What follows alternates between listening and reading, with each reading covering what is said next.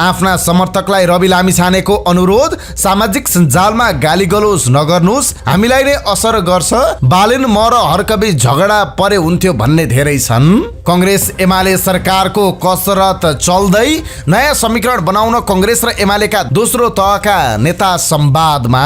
कांग्रेस महामन्त्री गगन थापाको भनाई, चित्त बुझेन भने गठबन्धन बदलिन्छ, नयाँ सरकार बन्छ। रेशम चौधरीको भनाई, हत्यारा भएको भए मलाई मान्छेले यसरी किन स्वागत गर्थे। राजनीतिक दलका भातृ संगठनले उद्योग धन्दा तहस नहस, राजनीतिले उद्योग सिद्धायो, दोष भूत प्रेतात्मालाई, उदयपुर सिमेन्ट उद्योगमा भूत मनसाइयो।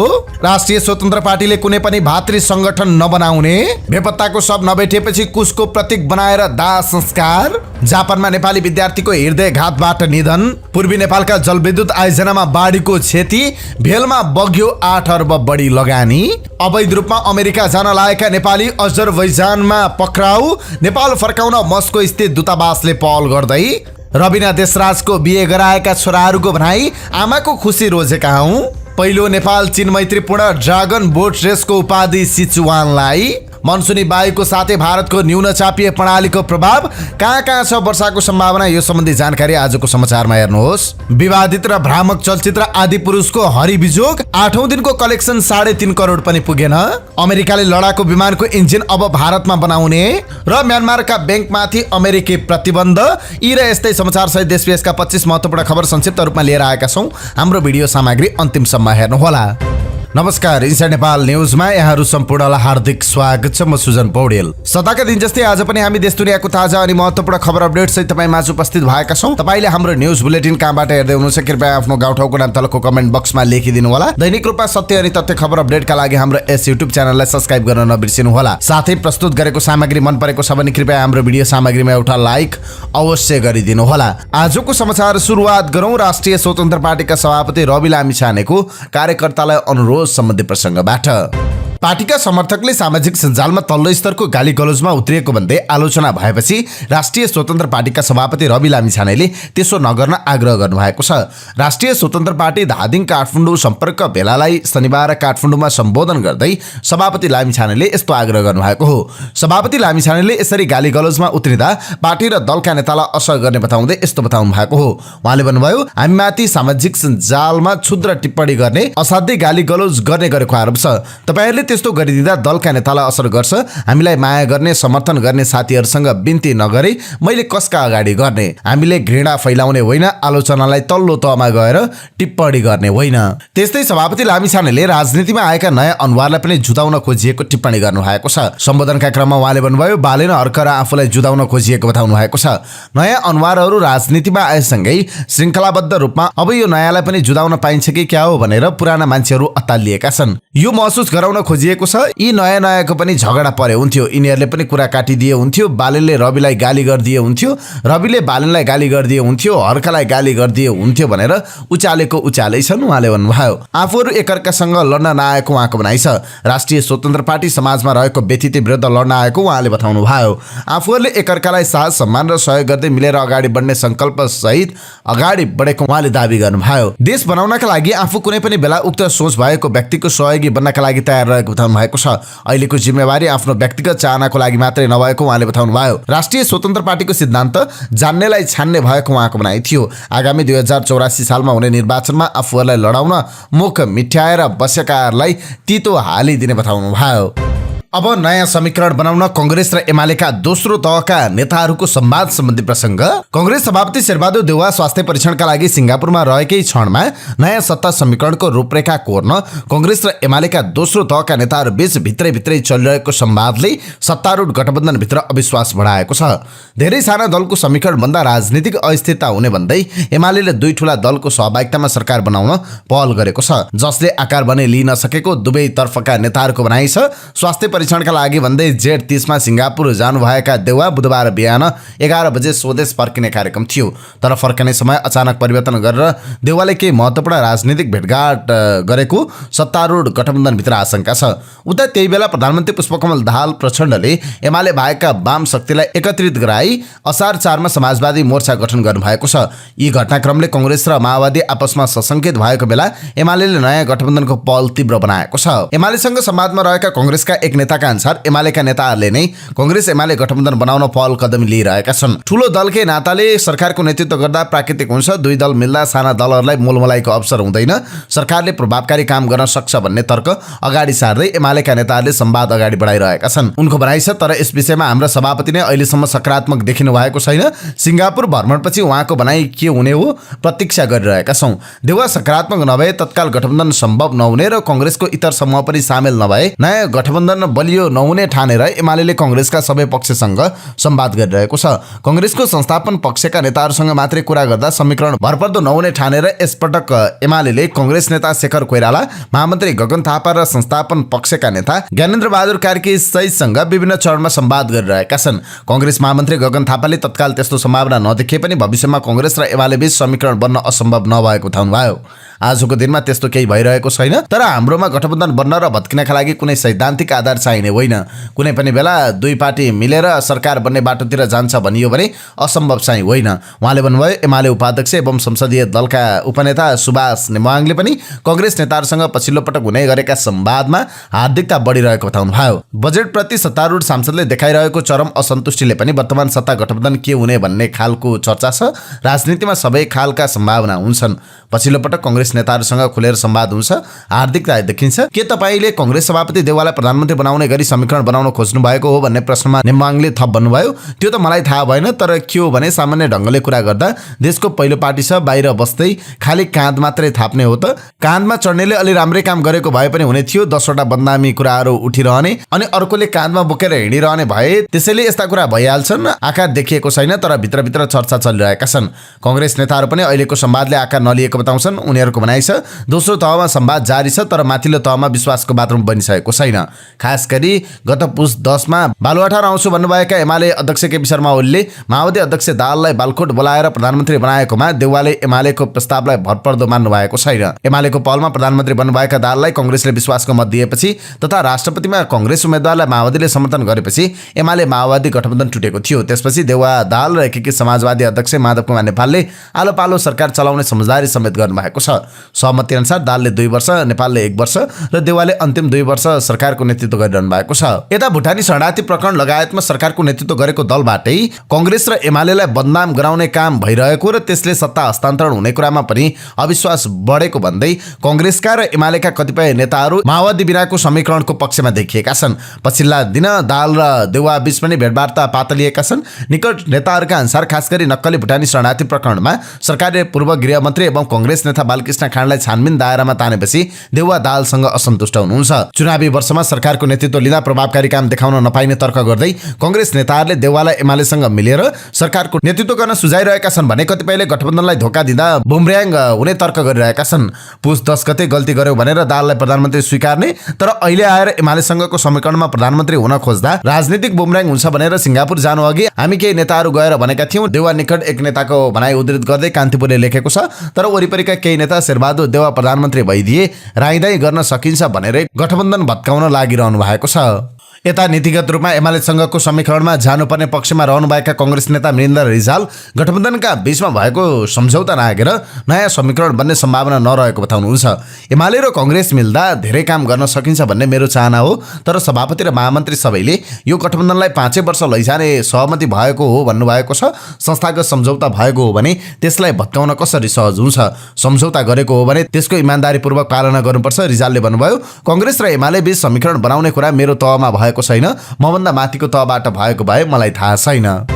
सिन्धुलीको घोलन्चोर गाउँपालिका 2 बिती जोरमा बाढी पहिरोबाट 31 घरमा क्षति पुगेको छ। बाढीले खेत बगाएको छ। आज बिहान आएको बाढीले पाक्न लागेको मकै र रोपाई गर्न राखिएको धानको ब्याड समेत बगाएको छ। पहिरोबाट पशु चौपाएर कुखुरा पनि नष्ट गरेको वडा अध्यक्ष दौलत कार्कीले जानकारी दिनुभयो। लगातारको वर्षापछि खसेको पहिरो र खोल्सामा लेदो सहित आएको बाढीले बिती जोरको कुखुरे टारका चित्रबहादुर माझीको गोठ बगाउँदा 5 सुँगुर र 60 कुखुरा मरेका छन्। बाढी पहिरोले बिती जोरका कुखुरे टार, 3 माने, कटहरे र भालु खोलाका बासिन्दाको घरमा क्षति पुगेको छ। क्षतिको विवरण सङ्कलन गरिरहेका छौँ, वडा अध्यक्ष कार्कीले भन्नुभयो। रोपाईका लागि तयार हुँदै गरेको धानको ब्याड चिनो मानव नरहने गरी पुरिँदा किसान मर्कामा परेका छन्। नेपाली कांग्रेसका महामन्त्री गगन थापाले गठबन्धन फेरिनु र नयाँ सरकार बन्नु नौलो कुरा नभएको बताउनु भएको छ। काठमाडौँ 4 को क्षेत्रीय सम्मेलनलाई सम्बोधन गर्दै महामन्त्री थापाले अहिलेको गठबन्धनले चित्त बुझ्ने गरी काम नगरे फेर्न सकिने सङ्केत गर्नुभएको छ। हामी अहिले एक गठबन्धनमा छौँ, गठबन्धन ठिक ढङ्गले भएन, चित्त बुझेन भने गठबन्धन बदलिन्छ, नयाँ सरकार बन्छ, कुनै अनौठो कुरा भएन, बन्छ भत्किन्छ भइराखेको छ उहाँले भन्नुभयो। उहाँले अहिले केही कम्युनिस्टहरू मिलेर समाजवादी मोर्चा बनाएको बताउँदै त्यसमा एमाले मिसिए पनि कांग्रेसलाई फरक नपर्ने बताउनुभयो।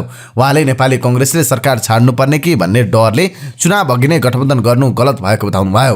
उहाँले सरकार छोड्न परे पनि नडराइकन एक्लै चुनाव लड्न कांग्रेस तयार हुनुपर्ने बताउनुभयो। चुनावमा लागेको एउटा व्यक्ति ज्यान गुमाउन तयार छ तर सरकार गुमाउन तयार भएनौ थापाले भन्नुभयो। के हुन्थ्यो कम्युनिस्ट पार्टी मिलेर 10 वर्ष सरकार चल्थ्यो, चलोस्, समाजवादीमा एमाले पनि थपियोस्, चलोस्, एक्लै लड्छ कांग्रेस, उहाँले भन्नुभयो। कैलाली स्थित कारागारमा शुक्रबार अनुगमन गरिएको छ।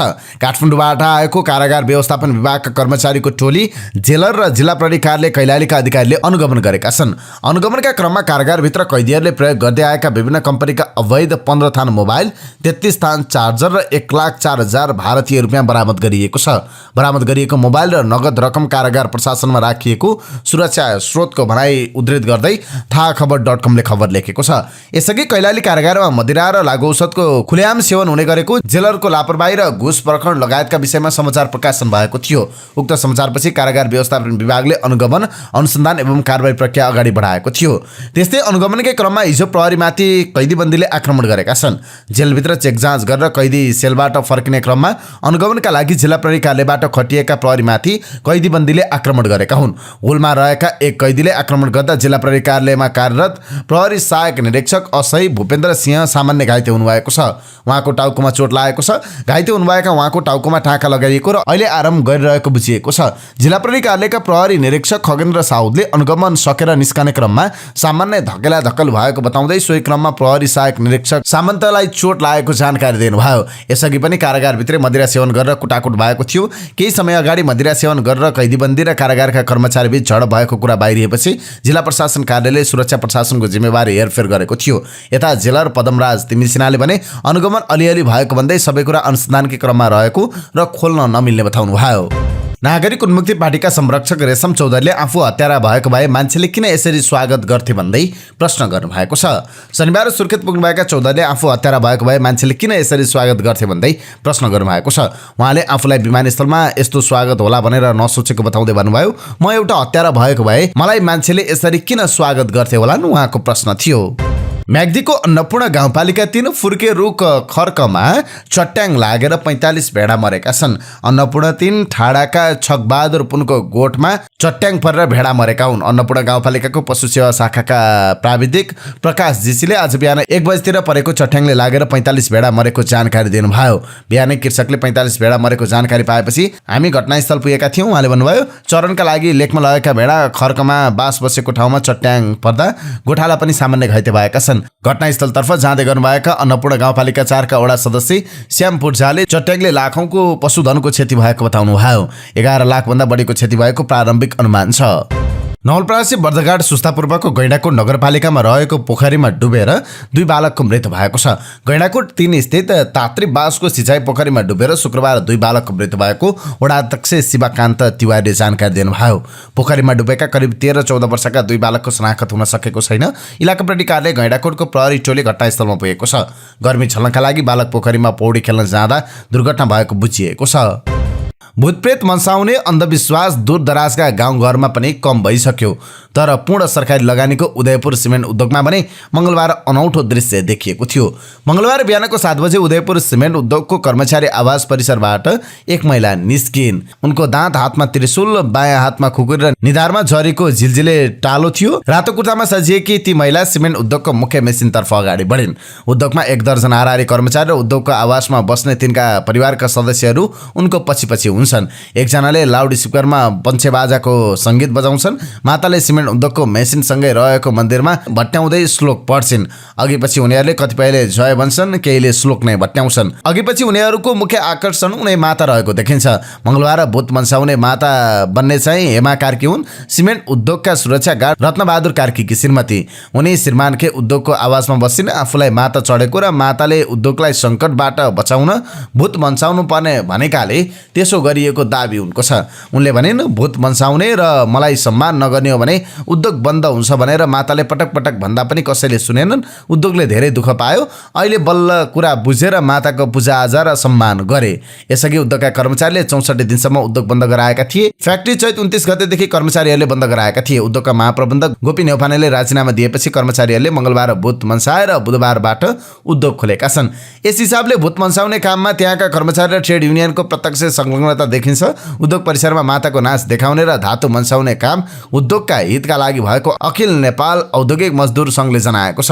उद्योगमै काम गर्ने एकजना सुरक्षाकर्मीकी श्रीमतीलाई दुर्गा चढेपछि उद्योगको मुख्य मेसिन र परिसरमा रहेको मन्दिरमा पूजापाठ गरिएको संघका अध्यक्ष विश्वेश्वर पालले बताउनु भयो।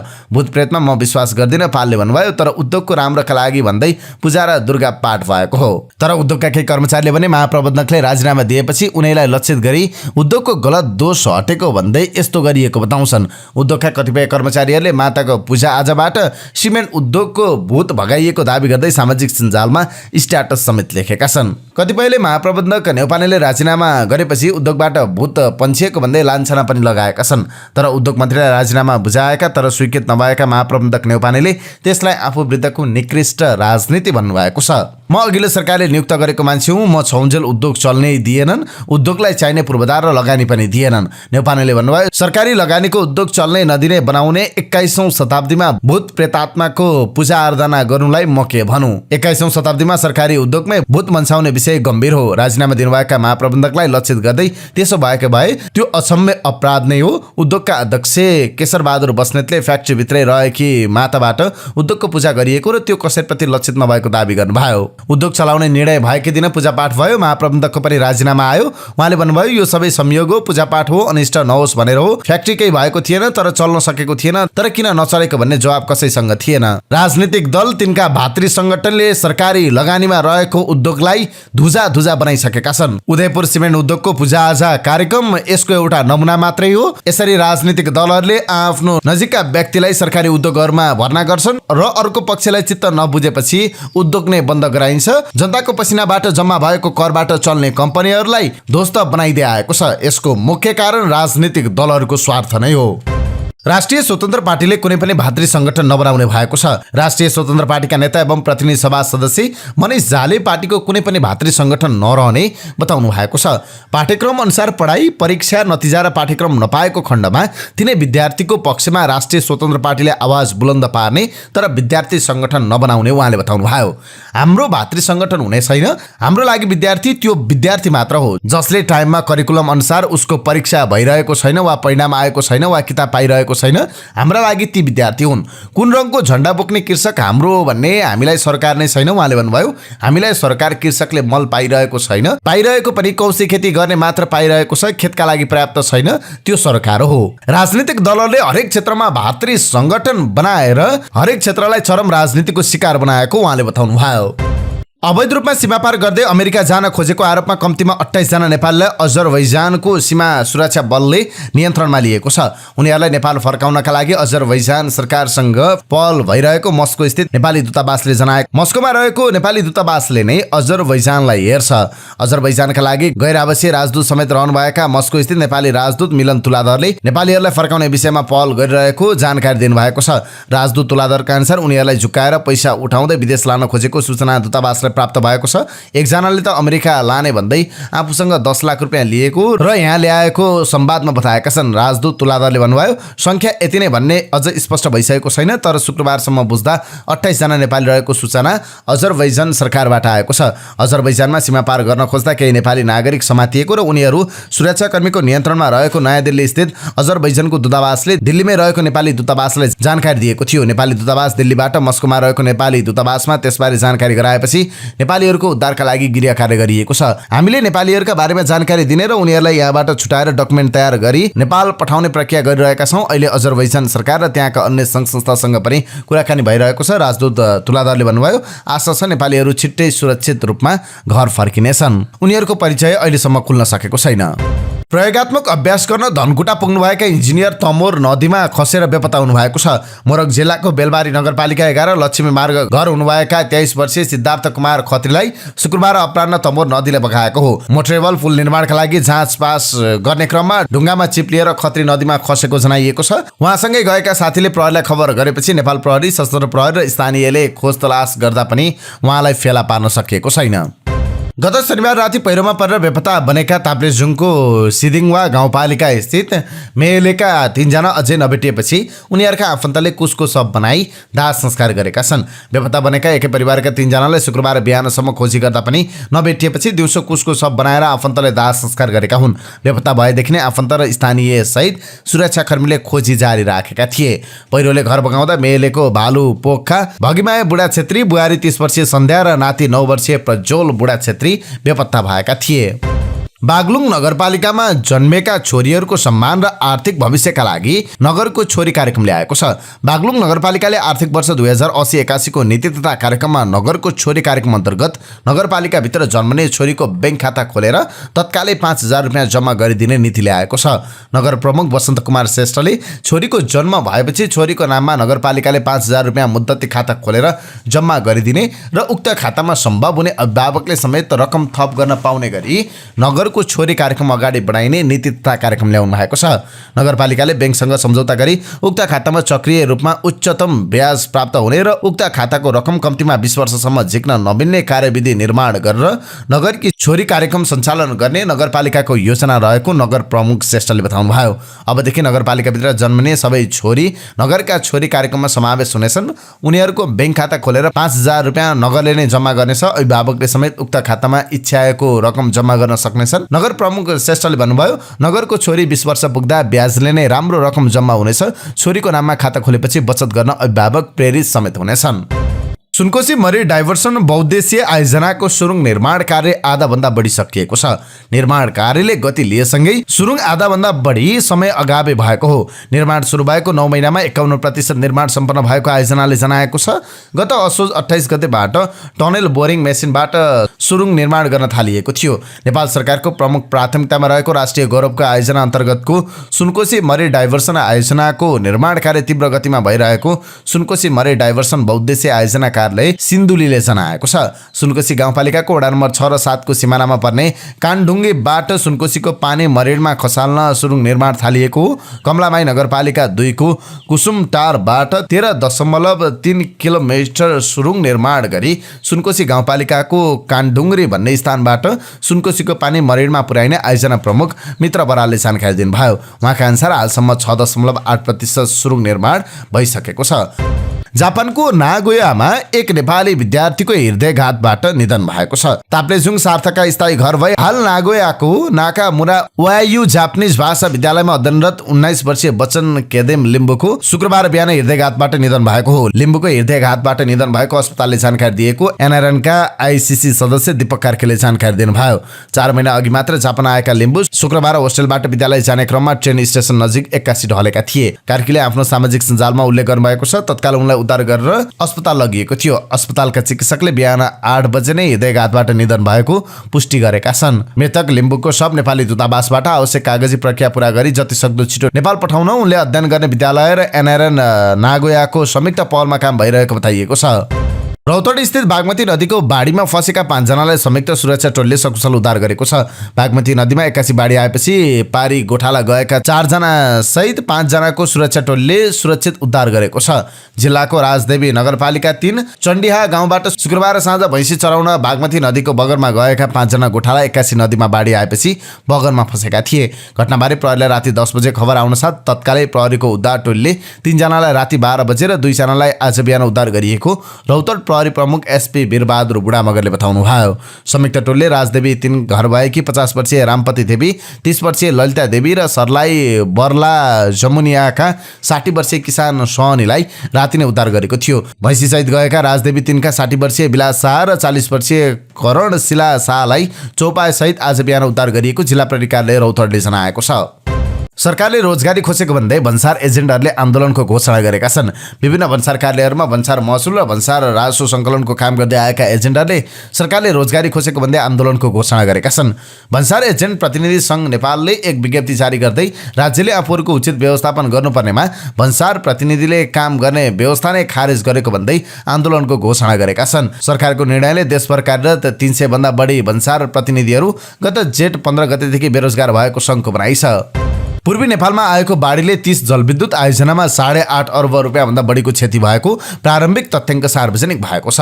असार 1 र 2 गते ताप्लेजुङ 5 थर सङ्खुवासभा र भोजपुरमा आएको बाढीले 436 मेगावाट क्षमताका 30 वटा जलविद्युत आयोजनामा क्षति भएको स्वतन्त्र ऊर्जा उत्पादकहरूको संस्था इपानको प्रारम्भिक अध्ययनले देखाएको छ। बाढीका कारण 132 मेगावाट विद्युत उत्पादन गरिरहेका 12 वटा आयोजनामा करिब 6 अर्ब रुपियाँ बराबरको क्षति भएको इपानले जनाएको छ। कलाकार सीताराम कटेल र कुञ्जना घिमिरेले निर्माण गरेको फिल्म म त मर्छु कि क्या हो रिलिज हुँदैछ। ओटिटी प्लेटफर्ममा तयार पारिएको वेब मुभी म त मर्छु कि क्या हो रिलिज हुन लागेको हो। सुबियानी फिल्म्सको प्रस्तुतिमा तयार भएको फिल्ममा सीताराम र कुञ्जना टेलिसिरियल मेरी बासैकै धुर्मु सुन्तलीको भूमिका र गेटअपमा देखिएका छन्। सो फिल्मका निर्देशक सीताराम कटेलले यसबारे जानकारी दिएका छन्। उक्त फिल्म कटेलसहित कुञ्जना घिमिरे, रवि गिरी, बुद्धि तामाङ, पल्पसा डङ्गोल, सुमन कार्की, सुमन कोइराला लगायतले अभिनय गरेका छन्। एकल पुरुषले विवाह गर्नु त सामान्य भइसक्यो। हाम्रै समाजमा यस्ता सार्वजनिक अनुहार छन् जसले एकल विवाह गरेका छन्, तर बुबा होइन आमाको विवाह गराउने दिलदार छोरा पनि हाम्रै नेपाली समाजमा छन्। यसको पछिल्लो उदाहरण हुन् आयुष्मान देशराज श्रेष्ठ जोशी र आशीर्मान देशराज श्रेष्ठ जोशी। विवाह उनीहरूका लागि अलि छुट्टै दिन थियो, अझ भनौँ विशेष दिन, कारण उनीहरू आमालाई पराई घर पठाउँदै थिए। आमा अर्थात् पूर्व ब्याङ्कर रविना देशराज जोशीको विवाह थियो। आमालाई विवाहका लागि उनीहरूले बेहुलीको सजावटमा तयार पार्नु थियो र तयार पारे पनि र आमालाई विवाहको मण्डपमा पुर्याए। मण्डपमा थिए बेलायती नागरिक स्टुअर्ट एलेक्जेन्डर। आयुष्मान र आयुष्मानकी आमा रविनाको सिउँदोमा स्टुअर्टले सिन्दुर भरे। जुन बेला स्टुअर्टले रविनाको सिन्दुरमा सिउँदो भरे, आयुष्मान, आशीर्मान र प्रियङ्का कार्कीले खुसी थाम्न सकेनन् र चिच्चाए। स्टुअर्टले सिन्दुर हाल्दा प्रियङ्काले सिन्दुरे टालो समाएकी थिइन्। उनलाई आयुष्मानले सघाइरहेका थिए। यो त रविनाको छोरा बुहारी मात्रै होइन, विवाह समारोहमा स्टुअर्टकी छोरी पनि सहभागी थिइन्। वैवाहिक समारोहको पलपलमा रविनाका छोरा बुहारी आमासँगै थिए। सँगै हुनु त ठुलो कुरो भएन, उनीहरू खुसी पनि थिए। सार्वजनिक भएका तस्बिरमा पनि उनीहरूको खुसी अनुभूत गरेको मजाले देख्न सकिन्छ। एकल महिलाले दोस्रो विवाह गर्नु हुँदैन भन्ने समाजमा तपाईहरूले आमाको विवाह गरिदिनु भयो नि भन्ने प्रश्नमा छोराहरूको भनाइ छ, हामीले मम्मीको खुसी रोजेका हौँ। मैले यसअघि भन्दै आएको छु, हरेक मान्छे हरेक समय खुसी भएर बाँच्न पाउनुपर्छ।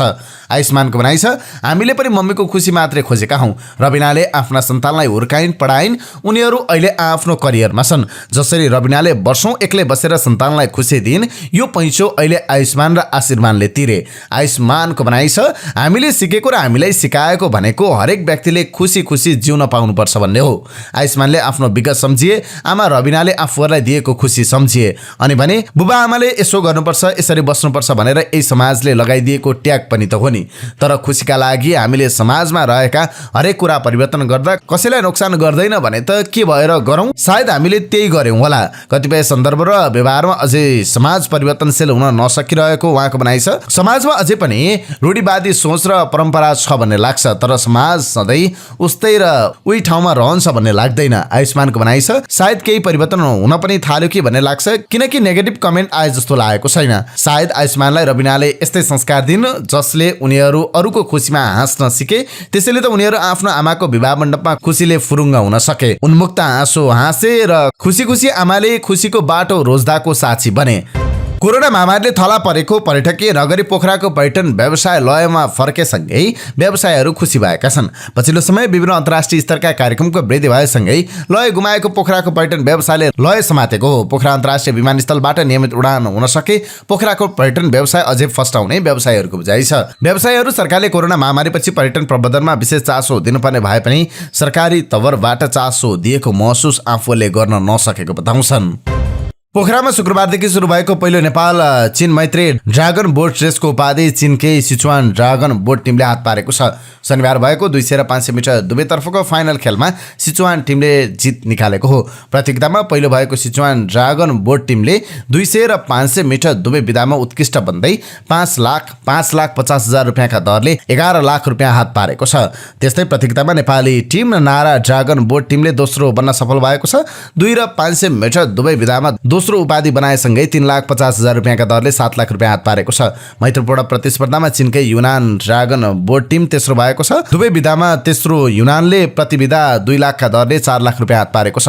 प्रतियोगितामा नेपाली टिम NRCA उत्कृष्ट 4 मा पर्न सफल भएको छ। त्यस्तै ड्रागन बोट फेस्टिभलमा प्रयोग गरिएको 8वटा फाइबरका डुङ्गा चीन सरकारले पोखरा महानगरपालिकालाई हस्तान्तरण गरेको छ। काठबाट बनेको नेपाली परम्परागत डुङ्गाभन्दा फरक फाइबरले बनेको ड्रागन मुखाकृतिका 8वटा डुङ्गा केरुङ नाका हुँदै पोखरा ल्याइएको थियो। चिनियाहरूको महत्त्वपूर्ण 4 पर्वहरू मध्येको ड्रागन बोट महोत्सवमा यस वर्षदेखि नेपालमा पनि मनाउन सुरु गरिएको थियो। डान्जु जी भनेर चिनिने ड्रागन बोट फेस्टिभल महत्त्वपूर्ण महोत्सवका रूपमा लिइन्छ।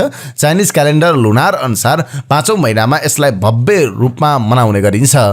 अब मौसम सम्बन्धी जानकारी। हाल देशमा मनसुनी वायुको साथै भारतको उत्तर प्रदेश आसपास रहेको न्यून चापीय प्रणालीको पनि प्रभाव रहेको छ। शनिबार देशभर सामान्य बदली रहेको थियो। देशभर केही स्थानमा मेघगर्जन चट्याङसहित हल्कादेखि मध्यम वर्षाको सम्भावना रहेको छ। गण्डकी लुम्बिनी र सुदूरपश्चिम प्रदेशका 1-2 स्थानमा भारी वर्षाको पनि सम्भावना रहेको छ। मौसम पूर्वानुमान महाशाखाका अनुसार मनसुनी प्रणाली नेपालभर फैलिएको छ। मनसुनको समयमा बाढी पहिरो, डुबान, भुच्छय, बाटो इलाम्बे हुने तथा गेग्रान भाव जस्ता प्रभावहरूले सडक र हवाई यातायात, कृषि, स्वास्थ्य लगायतका क्षेत्रहरू प्रभावित हुन सक्ने देखिन्छ। त्यसैले खराब मौसमका कारणले हुन सक्ने जोखिम वा क्षतिबाट बच्न आवश्यक सतर्कता अपनाउन महाशाखाले अनुरोध गरेको छ।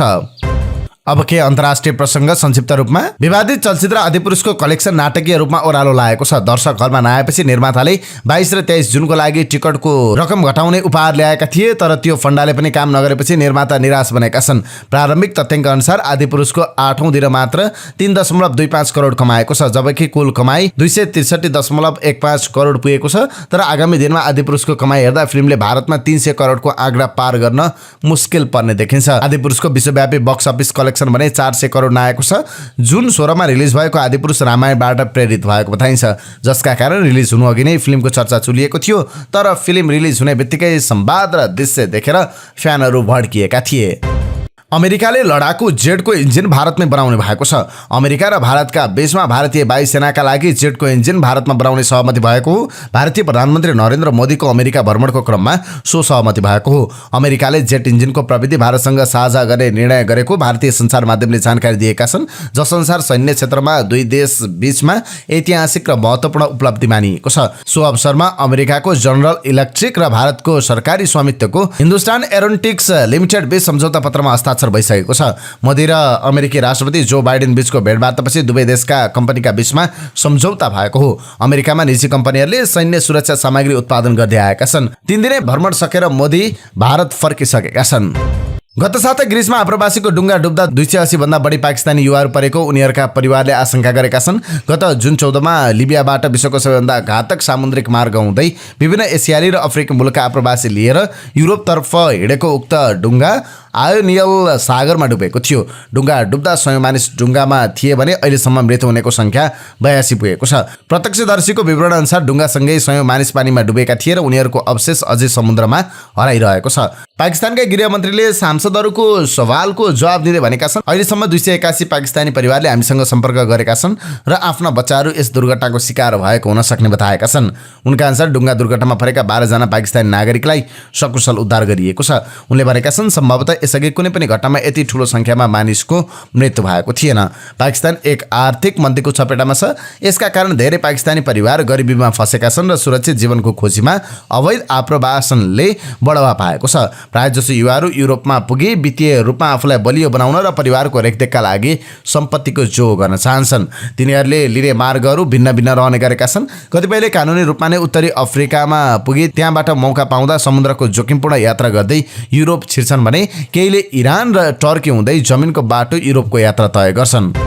अमेरिकाले म्यानमारको रक्षा मन्त्रालय र 2 ब्याङ्कमाथि प्रतिबन्ध लगाएको छ। वैदेशिक मुद्रा प्रयोग गरी हतियार खरिदमा संलग्न रहेको भन्दै अमेरिकाले म्यानमारलाई थप प्रतिबन्ध लगाएको हो। अमेरिकाको राज्य कोष सम्बन्धी विभागले एक विज्ञप्ति जारी गर्दै म्यानमारको सैन्य सरकारले लोकतान्त्रिक आन्दोलन दबाउन वैदेशिक स्रोतबाट रुस लगायत देशबाट हतियार किनिरहेको जनाएको छ। सन् 2021 मा निर्वाचित सरकारलाई हटाएर म्यानमारमा कु गरेको सेनाले त्यसयता 1 अर्ब अमेरिकी डलरको हतियार खरिद गरेको अमेरिकाको आरोप छ। यिनै समाचार सामग्री सहित हामी समाचारको अन्त्यमा आइपुगेका छौँ। प्रस्तुत गरेको समाचार सामग्रीमा तपाईँको केही टिका टिप्पणी भए तलको कमेन्ट बक्समा लेखिदिनु होला। दैनिक रूपमा सत्य अनि तथ्य खबर अपडेटका लागि हाम्रो यस युट्युब च्यानललाई सब्स्क्राइब गर्न नबिर्सिनु होला। हाम्रो बिहानी न्युज बुलेटिन हरेक दिन बिहान 5:30 बजे हाम्रो यस युट्युब च्यानलमा हेर्न सक्नुहुन्छ। जहाँ जाँदै प्रस्तुत गरेको सामग्री मन परेको छ भने कृपया हाम्रो भिडियो सामग्रीमा एउटा लाइक अवश्य गरिदिनु होला। तपाईँको बाँकी पल सुखद रहोस्।